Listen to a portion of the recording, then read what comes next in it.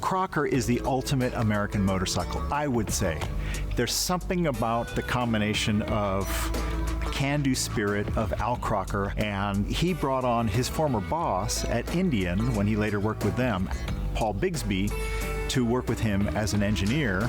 This team of Bigsby and Crocker created a magnificent motorcycle.